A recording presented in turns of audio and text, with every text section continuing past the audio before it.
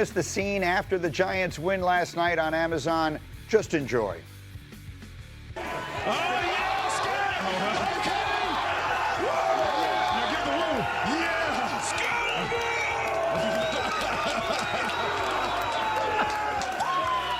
It's the good stuff, man. Tone setter. Groz, you got to match that energy. He's got a little hair. Rip your shirt off, Groz. Oh, God. I love it. I love it. Good Lord. Just be really love pale. Here's the point. it. Here is what you take away from this. Obviously, this is great TV. If you're Carissa, you're sitting there like this. I know how it feels to be a host. You're like, my dream has just come true. There's nothing better could be happening than this kind of energy on your set with the two stars of the game. So, A, that's great. B, think about where the Giants were 3 weeks ago. I mean, think, right? Was there a more miserable franchise in the entire sport? And all of a sudden, I got to give credit to Rex Ryan. He was screaming and yelling, put the young guys out there because they will bring energy. And look at that moment. The young guys are a lot of work for a coaching staff, but they're also, it's an unbelievably rewarding work when you feel it's starting to come together. And I think, coaches that we saw Matt LaFleur go through it with the Packers a couple of years ago when they're breaking in Jordan Love. By the end of that year, he's got the same kind of energy that those young guys are giving. So look, ways to go. Look, they lose to the Saints last week. They have a really tough schedule. There will be ups and downs, as there always are with young players. But at least there's some ups. Right. And the Giants haven't had a lot of ups over the last decade or something like that. So, Orlovsky, again, the opposite side of it. We talked about the Eagles side of it. What's your number one takeaway from last night from a Giants side of it? Man, there's hope. For the first time in a long time, there's hope. When I watched Jackson Dart last night, I feel like I'm watching a combination of Lamar Jackson, Josh Allen, and Baker Mayfield. There's just playmaking. There's a reality where maybe sometimes it's I don't know what I'm looking at. As a football player, like, hey, Nick doesn't necessarily do the right thing all the time. But this dude's a playmaker. This dude is a football player in the biggest moments. He makes plays with his feet. He has great pocket feel. I'll go back to that. Is there any doubt? There's no doubt this is their future. And look, we talked about it, but for those of you who didn't follow the day yesterday and the night last night, he's throwing to Wan'Dale Robinson and Lil Jordan Humphrey and Theo Johnson. They're playing without not only Malik Neighbors. They went into that game last night. We were thinking he's got no one to throw the ball to. Well, number one, it's the energy. It's infectious amongst this entire football team. Standing the size advantage, just give my wide receiver an opportunity and a chance to make that play. That was on 3rd and 12. One-on-one versus Keely Ringo. You find the fish, you continue to go fishing. Hitch route, I think it was like 3rd and 4, 3rd and 5. First down, Giants. They have chemistry because he's been throwing to him all summer, right? Lil Jordan Humphrey's one of the backups, and so was Jackson Dart all through training camp. Yep. So was Cam Scatterboot. Yep. So this is a group that has practiced together an awful lot, and I think you're seeing some of that too. Listening to Dan, he just said with Jackson Dart, he mentioned the name Baker Mayfield, Lamar Jackson, and Josh Allen. If you're a Giants fan, you woke up excited about the game last night, then you listen to my guy Dan O, and you're just like, I'm booking my Super Bowl tickets for the next 3 years. But to his point, when you watch Dart, you see some similarities of all of these guys. It's almost like you're watching a maniac out there playing the quarterback position. Yes, no, he's not saying, again, I'll stop the internet. He's not saying he is as good as those guys. Absolutely. You're looking for traits. This is the kid's third start of his career. But when the stuff that we scouted, you scouted, Dan, and I just, made notes on that everyone's scouting. The stuff you saw coming out of college from him, you are seeing it play out here. Absolutely. And he's a long way from being a finished product, to your point.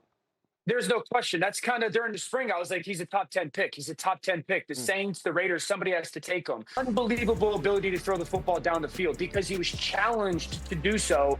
And then there is that unique athleticism that it's maybe not off the charts, like jaw dropping, but it's just athletic instinct. And I'll go back to being in the pocket. He's so strong in the pocket. And that's what, like, game-wise, reminds me so much of Josh Allen. It's not just Brian Dable and his pass. In the pocket, he's so strong. And, guys, think about what he's done for this football team. Just by the way that he not only plays, but if you just watch him approach the play, approach the line of scrimmage, there's an expectation that exudes of him, and we've heard it all summer of like, I'm gonna go make a play. I'm gonna go find something good that happens. So you have that, right? And then you're sprinkling it in with some really big time throws. This isn't just run around football. There's some real big time throws happening. And if you're a Giants fan right now, you're going, hold on. We're doing this without Malik Neighbors, and we're doing this with a little bit of a banged up offensive line. If we can just kind of stay afloat this year and remain competitive, win some games, Brian Dable and Joe Shane are coming back. And then next year, you're sitting there going, we absolutely can contend in that division and be what Washington is right now. Feels like the beginning of something. Now, I feel almost bad about this because Dan is good enough to get up early. He's not supposed to be working today. Get up and do the show. And yet I'm going to make you react to what ESPN Bet Sportsbook. Where's Joe Fortenbaugh? Here we go. Lions, Chiefs. Jared Goff, 1.5 passing touchdowns. What do we say? We're going to go less here. Chiefs have allowed this to happen only one time in 5 games this season. Jared Goff, you always want to look at the home-road splits, especially when it's indoors versus outdoors. He's been better in recent memory, but the thing is you still look for a dip there. So we're going to say less, Greeny. All right, the Jahmyr Gibbs rushing prop is 69.5 yards. What do we say? This is going to be less as well. Taylor Decker injury on the offensive line is going to loom large here. On top of this, I see Kansas City winning the game, which means Detroit is trailing. If they're playing from behind, that means they're going to be throwing the football, which takes Gibbs out of contention for this. Hasn't hit this mark all that much this season. Does have to split carries with David Montgomery as well. All right, so that's the Detroit offense. How about Mr. Mahomes, 260.5 passing yards? This is going to be a more. Patrick Mahomes is number 2 in the NFL right now in passing attempts per game. They are throwing early. They are throwing often. Why? One of the big reasons is that Kansas City's run game, highly inefficient. So the short to intermediate crossing routes sort of function as their run game at times. This is a team that's going to win this weekend, in my opinion. They're going to throw all over. I see it being at least 300 yards. All right, those props come from ESPN Bet Sportsbook, and we have parlayed Joe's pick. So if you like the under on the 2 Lions props and the over on Mahomes, there were parlay on the ESPN Bet Sportsbook app at plus 575. Look for the more or less featured parlay on the homepage and in the parlay lounge. And speaking of this game, do not miss Jason Kelce sitting down with the Chiefs' big 3 in advance of this enormous matchup. Here's a little taste. Hardest probably start to a season you guys have faced together. How have you guys been handling this new form of adversity?